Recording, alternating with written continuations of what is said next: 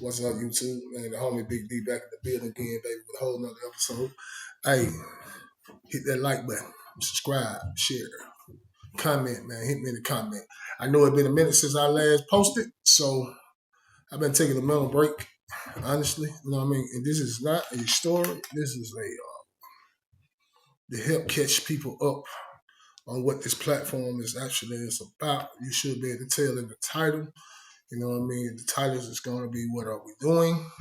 And what are we doing on this channel? I'm trying to help individuals from making the same choice and decision I did, allow myself to go to prison. You know what I mean? It is a prison channel for right now. I plan to get away from that, start doing more social commentary, and start talking about things that affect us on a day-to-day basis. I want to tell street stories and whatnot. Let's get to it. I'm going to address a couple of issues and things that I have seen in my comments that keep reoccurring. It's nothing that it's just people just expressing how they feel about certain situations. So let's start right here. First thing first. The last video I did, me versus the Green Mile. If somebody commented and asked, "What's that big bubble?" I said, "Nah, it's not big bubble. It wasn't big bubble. Matter of fact, I can give you the guy's name, but it doesn't really matter. His last name is Cooksey. That's all I can tell you about him. I don't even know his first name.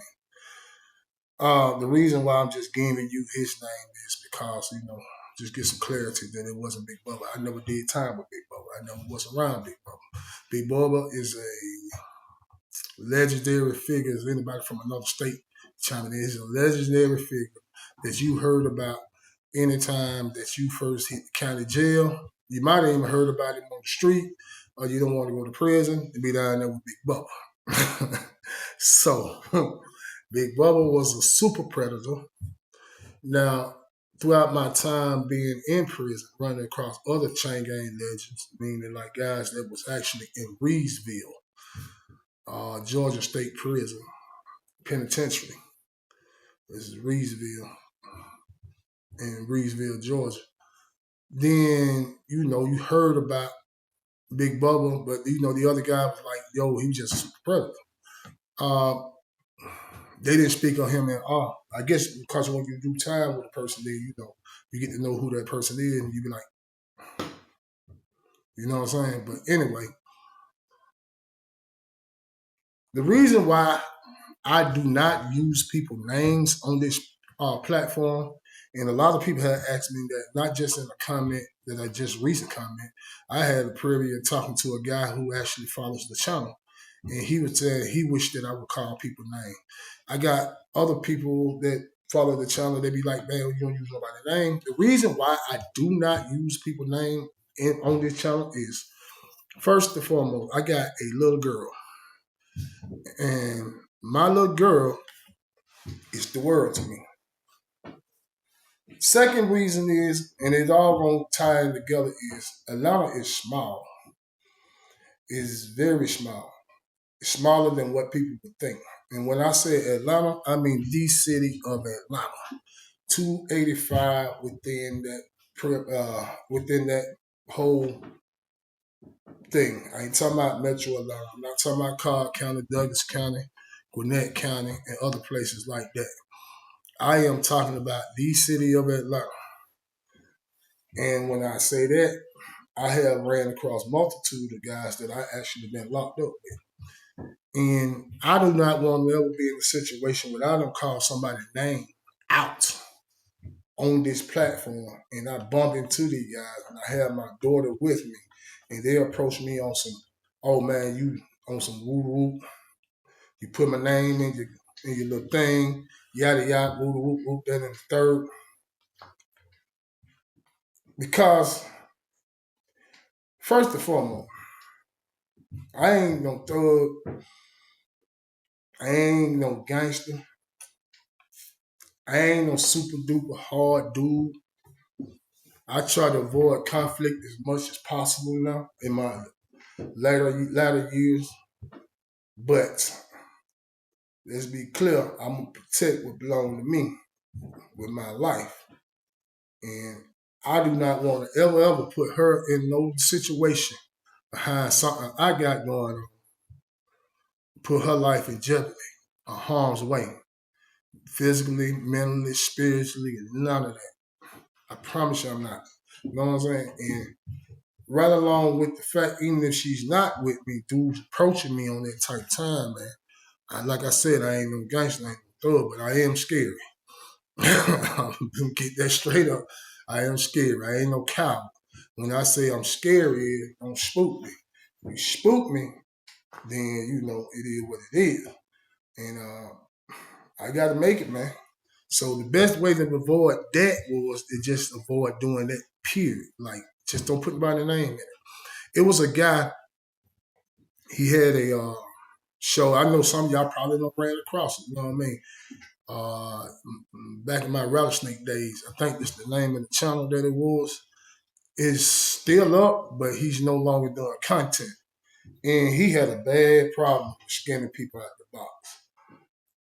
And when I say skin them out the box, he would call people names, put people names in his podcast, in his on his platform. And I was talking to my partner Butler, who has his own YouTube channel, Best Day of My Life, B. And he was like, people were calling him trying to get his phone number to highlight home about putting certain people's names in different things that had happened. Now, I get that, and I feel like I understand completely where people would be coming from on that type of time, but and I get why he did what he did. You shouldn't have been doing what you doing. You know what I'm saying? And none of this help would have never been transpired. Your name would have never came across my goddamn platform if you hadn't just been doing your time to go home or stayed on the goddamn straight and narrow. Each his own. You know what I mean? But I do not feel like it's okay for me to do it. Now, you might have those YouTubers who do put people's names in these episodes, and I'm pretty sure they do on a regular basis. And, you know, salute to them because, you know, whatever they're doing, they feel like it's just the way they want to do it. I have no problem with that. Me personally, I don't want to go through those issues. I don't want to deal with those problems and situations. And that's why I avoid putting people's names into these episodes and stuff. I really don't want those problems because, like I said, man, you know, I'm out the way. I'm all the way out the way. You know what I mean? And I don't want to get brought back. I really don't. I really don't want to get brought back because I ain't trying to go back down that road no more. I ain't trying to go back to prison. I ain't trying to go in nobody's courtroom, and I ain't trying to have nobody in my family coming to goddamn view my body. You know what I mean? Come and get called from the police to check and identify. I ain't trying to go none of that. You know what I mean? My ego do not work that way. My pride is all wrapped up into a 5-year-old, 55-pound, 5-year-old, 55-pound little girl, man, who is my world. She's tall, y'all. Yeah, she's tall. But that's just what my whole mindset is, bro. Straight up. And what I'm doing on this platform is basically trying to deter people from making the same choice decision I did. I'm trying to give back to the black people, man. I'm trying to do something on the positive to push against the narrative that's being spun about the black culture. How it is affecting our community on a day-to-day basis. Trying to get somebody to hear what I'm saying. I'm trying to get the spark the mind that could goddamn make everybody else change. The revolution will not be televised. The reason why it will not be televised is because it's going to start in the mindset of each and every individual in our community. This don't have to be a race-based thing. I'm not a racist. You know what I mean? But I'm a black man raising a black child in a country that got done seeing black people one way. And the culture is got done spinning a cycle violence, over sexuality. I'm trying to think how I can say that word. It's overly sexual. It's portraying our women as whores, portraying our men as homosexuals or gangsters, junkies, gang bangers, crack dealers, crack users, drug dealers, drug users. And I'm trying to show like there is a window that we need to explore, and that is within ourselves to find our true meaning to be on this earth, the true meaning of being black on in America and throughout the world. Our culture influenced so many different races, so many different ethnicities, so many different people throughout the world that it got to be something that we are doing that make people gravitate to it. But it don't have to always be negative. We get emulated in so many different circles. You know what I mean? You could probably hear Chill Out Homeboy in different places, but you probably wouldn't have never heard them in 50 years ago. And they have been introduced into the English language. Ebonics, the way that we talk, our style, our clothing, the way we wear our clothing, the things that we do. We set the bar for the culture outside of just our race. And I'm trying to bring us to understand that it don't have to always be about the Draco. You know what I mean? The 100-round clips, the violence, the strip clubs, and all those things. It can be more than just that goes on in our community. I'm not here to denigrate black people. I don't talk down on black people because that's another problem that we have, that you see black podcasters coming on denigrating their own people and calling it, I'm trying to help them. No, you're trying to put some money in your pocket. My channel probably would never, ever, ever get as big as some of the other podcasters and stuff that do YouTube. My channel probably would never, ever get big as goddamn some of the prison channels. That's fine. You know what I mean? The few people who got done come and check your boy out, man, I appreciate that. I've been doing that for a little small stint of time. Another thing, though, off that subject, I tell prison stories about a lot of my prison stories have been centered around my time at ALTO. Well, the reason why it's been centered around my time at ALTO and in Frank Scott is because that's where I spent majority of my time at. I went to Ware State Prison in June or July of 2009. January of 2010, I was gone. I was at the halfway house. I didn't stay down there long enough to see a lot. I seen some things. I'm gonna bring about stories of the things that I did see and how they played out in front of me and how it came back to me about certain individuals that I knew down there. Although it didn't occur in the dormitory that I was in. But I'm gonna explain something to you. And this is no disrespect to how it is now. So, if anybody ever did time at Ware State Prison, which is way across Georgia, in the context of how I seen it. And mind you now, hold up before I get to that part. Mind you that when we left Frank Scott, we came down there with a whole nother politic that ended up getting adopted into that whole thing. And that was that on the door policy that had not left Frank Scott to the extent it is now. Now, when we came down there, of course, because it was like a busload of us came. And I'm going to tell the story about it. It was like a busload of us came. And we came out the dormitory. The whole busload came out the dormitory where it all started at. Half of us went to Telfair, the other half went to Waycross. The other half went to Waycross.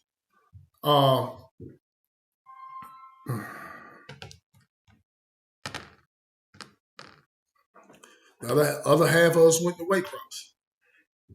And when we my phone call throwing me off. But anyway, the other half of us went to Waycross, the other half went to Telfair. Of course, with the cell phones, and some of us was able to sneak some in, and then if you wasn't able to sneak it in, you was able to, get one when you hit that count. And we was talking back and forth to the people who had went to Telfair, and they did the exact same thing that we did. They came down the whole on the door policy. And once we start giving them that, they start taking that and running wild with it as they did with every prison. But you got to realize when something starts one way, somewhere one way, it always going to get twisted and turned and twisted around. But I did remember that one of the guys, the main guy who the whole on the door policy started behind, he had hit back and said it was gangland where he was. All the gangs ran everything. And I knew from that conversation there, just the brief conversation, I said, man, be careful because it's going to go crazy. I already know how gangs do it. You know what I mean? Because prison gangs are different than gangs on the street because it's more structured. And people cannot just do renegade stuff. And so if they adopt what we were saying into whatever they got going on, it's going to turn up times 10. They're going to turn in on themselves, then it's going to turn in out. That's how it always works. They're going to get rid of the ones. They're going to feed them amongst themselves like parasites. And when they get through feeding them amongst themselves, they got to throw out the weak ones and the ones that they feel like ain't going to strengthen the core, then that's when they're going to start doing it to everybody else, the ones that they consider weak as well. That's how they work. I know how they do these things. But when I went to Waycross and I got there, we came down with that mentality and we hit the dormitory. It's like 4 or 5 of us went in the same dormitory. Right along with the fact by me running across other dudes from ALTO. You know what I mean? So it was dudes already in there from ALTO down there. You know what I mean? They was pulling up to the one like, man, come to Rick. You know what I mean? Get out the door and come on the walk by and seen some long time. And that type of stuff. And they was giving me the rundown about how the prison ran. They said, man, it's sweet. It's cool. This is what was told to me. It was sweet and it was cool. And in my mind, and how I seen it, I knew it was a level 5. So you got lifers down there. And you got lifers, fresh in lifers. You know what I mean? These ain't no back end lifers. These are fresh in lifers that they're down there. Meaning like they probably been down 5, 6 years right now. So they veterans in the prison thing, but they know they got a whole abundance of time in front of them, so they don't mind crashing out. Then you throw in the young boys that coming in to be influencing this, right along with the gang politics, because there were gangs down there. But it wasn't as bad as gangland Telfair was at the time. But I knew it was going to eventually get there. When I got to Waycross, and I noticed something that I knew would have been bad if it had been in ALTO. So this is what I'm trying to tell you. If you come across this channel, you're like, man, that's all they do is talk about ALTO. Man, I don't want to hear about that. I get it. I understand that. Because ALTO is no longer in existence. I'm telling you about what I seen and what I went through when I was in ALTO. And those things are recyclable. At other prisons, same thing.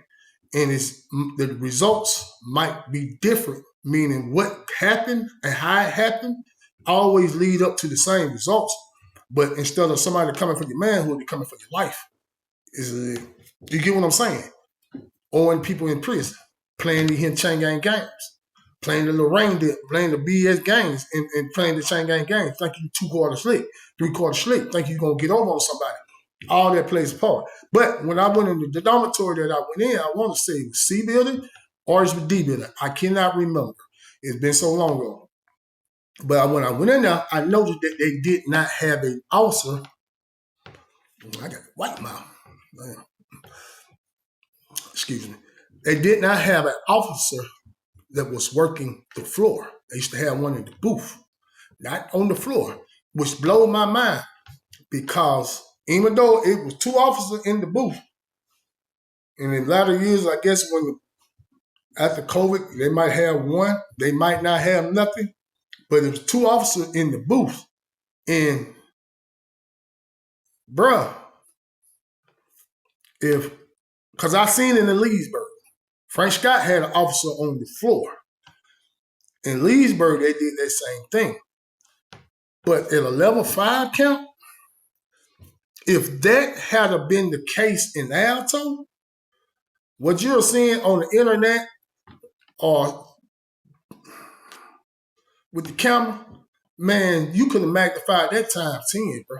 I am telling you right now, the peanut butter packing would have been at an all-time high. It would have been so many unalivements and so many people getting goddamn air flighted and all the other things that you see on the news. If ALTO had been like that, it wouldn't been nowhere in this world that you could have been safe in, man. That's on the real, man. Outside of PC. You would have had to sign PC. Straight up, man. Or go to the hole. Because ain't no way. As bad as that place was, and they had a police officer on the floor, there would have been wars every other day. There would have been unalivings at a rapid rate. There would have been some SN going on around there, peanut butter packing. You know what I mean? Young boys getting goddamn violated. Time 10 more than they already was going through that. And I'm talking about it was an officer on the floor. And the fact that you can move in and out your cell at your own, come on, man.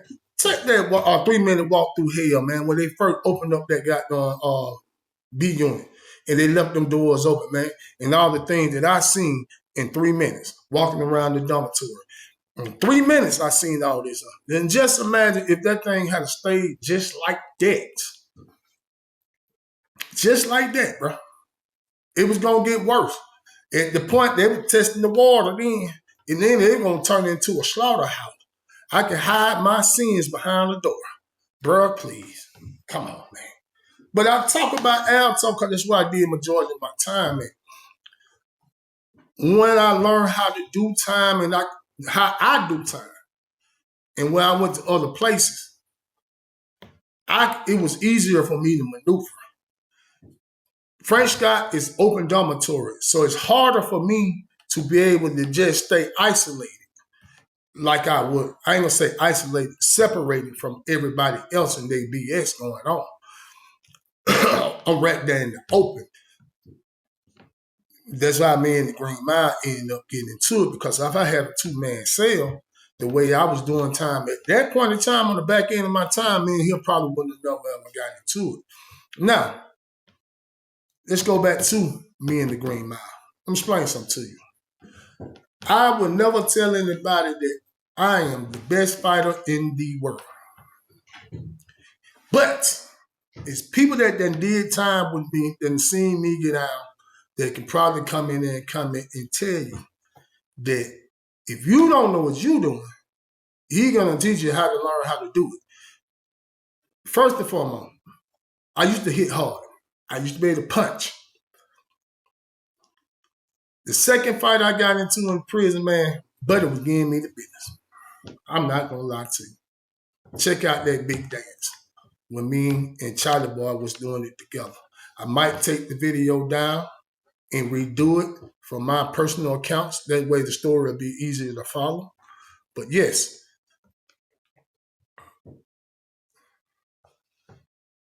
after that, over time, I started realizing how to navigate fighting in prison, right along with the fact that,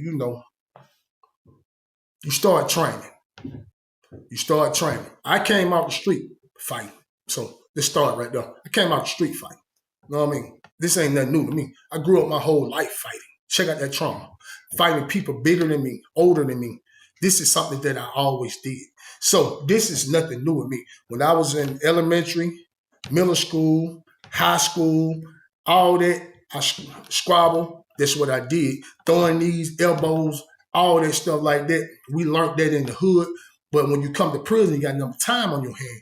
people from different places that actually been trained at this will show you like what, okay, bro, I seen when you were doing the hemp, you kept dropping your left. You know what I mean? You need to start keeping your left up when you throw your right. Every time you throw your right, you dropping your left. If somebody sees it, they can get around it and counter it. Even if they don't know how to fight, they can just throw a wild haymaker right and pop you in the top side of your head. Trust me, I know. You know what I'm saying? But to be fair, the dude that I fought, he was big. I was upset. I was angry. That's how I probably won that fight. Now, if we had probably did it again, I don't know how it would have went. But in looking back at it, in hindsight is 2020, thinking about it, that's why I said I don't know what I was thinking. You know what I'm saying? I probably would have poked him. Like, I would have, man. I would have had to go and do something to him. But I was on the back end of my time anyway. But it's a true story. That's why I had my homie come on in to tell y'all that there's no cap. There's no cap in this rap. I'm not making up these stories as I go. You know what I'm saying? Because for every story that I tell, I'm pretty sure if somebody run across it, they be like, oh, y'all remember that? Oh, yeah, he ain't lying about that. You know what I mean? That is true. That did happen. You know what I'm saying? And now they can't tell you how I felt about it from my perspective. And some of the stories that I've been actually telling on this platform, it comes from me having conversation with brothers that I was locked up with. And they might like, why you remember when such?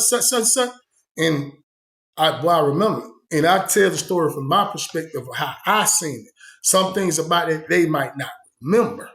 That I've seen it with my own two eyes, and I might have seen it like, oh, yeah, I remember that. What they might have heard, I might have seen it. And we might have been in the dormitory and seen it, but it's together. But I'm telling y'all from my perspective of the things I've seen.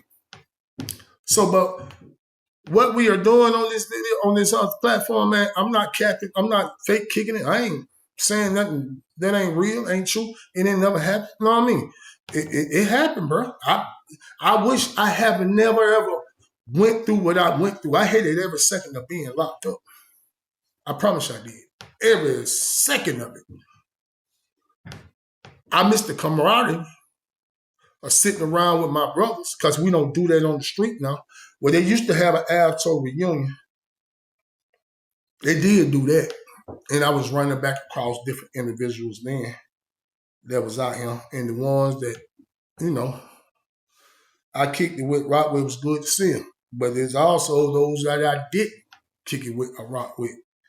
But they was out there.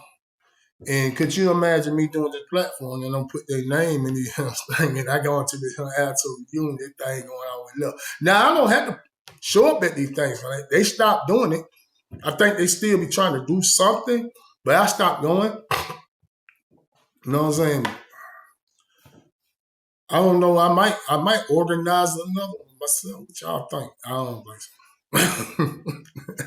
You know what I mean? But the thing, what I'm saying is, on that time, I ain't gonna put nobody's name in it. I'm gonna try.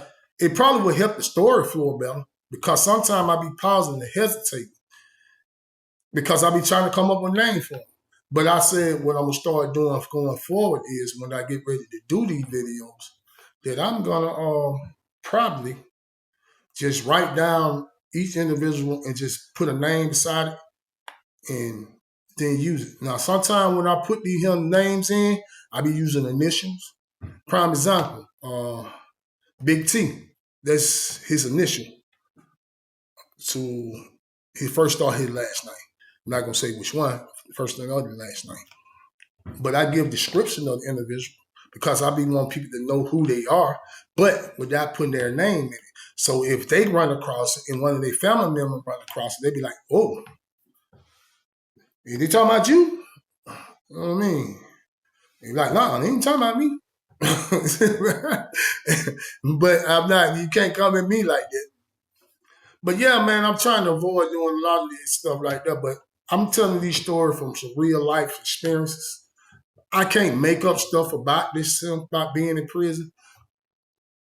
If you want to hear a story about something, and you come in, like you got this type of story, and I just hard it because I'm letting you know that I recognize and I appreciate you coming. But a lot of time, if you don't hear the story, I probably ain't got this type of story.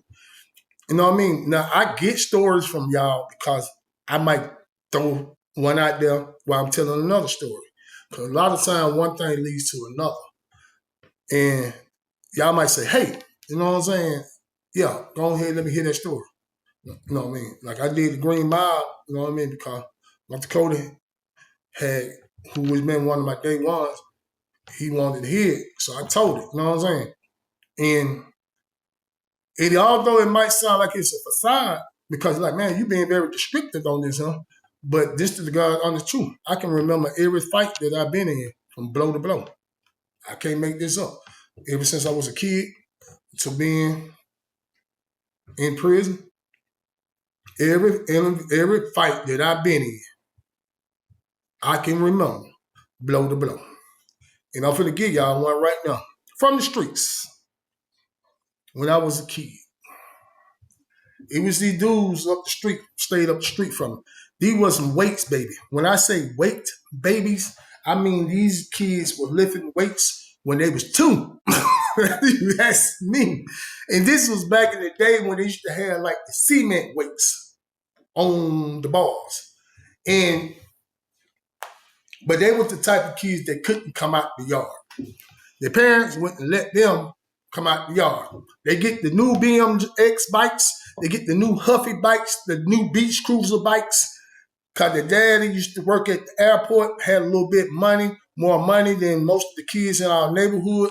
So they got all that, but they couldn't come out the yard. So the only thing they could do was just ride the bikes in the yard. But by them having all this stuff, of course, the poor kids, which is us, would love to go down there and use their stuff to ride and kick it and hang out.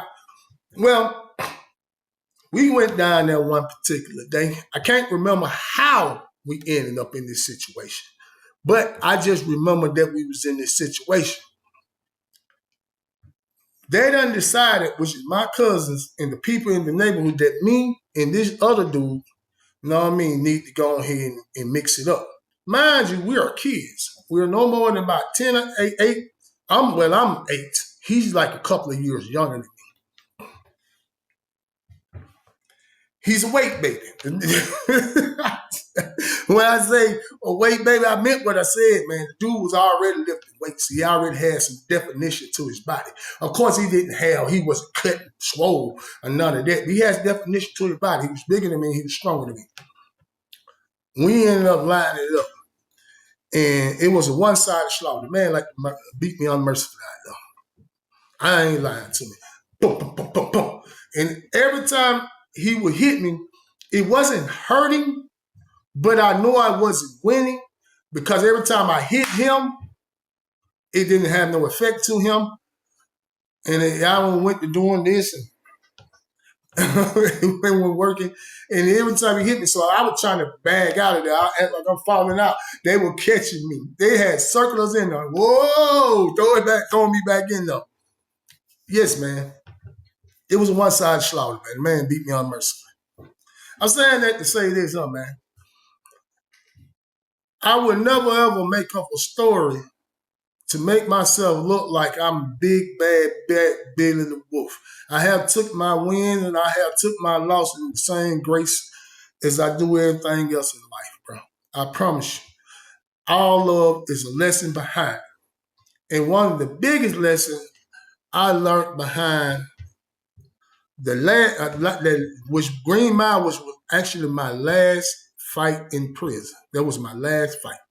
I haven't told y'all about the other fights in between. Matter of fact, I'm gonna tell you about the time. I'm gonna tell y'all the fight about that time that boy set me on my pockets. Now I know my homie gonna be mad at me about this because you know what I mean. Cause he was like, "Bruh, you didn't see that coming." Who? Man, come on, man. You know what I mean? So I know my partner gonna be mad at me about it because he said, "Man, you shouldn't tell that story." You know what I mean? If you're gonna tell it the way I said, "No, I'm gonna be honest about it." Because there's a lesson behind it about being complacent. But yeah, I'm gonna tell that story, man. Hit me in the comments if you want to hear that story. But the thing is about this channel, man, and what I am doing, man, I am trying to get you to understand something. None of the things that I done went through, and none of these things that you have to go through, if you do one thing, man, stay your black ass out of prison. Straight up.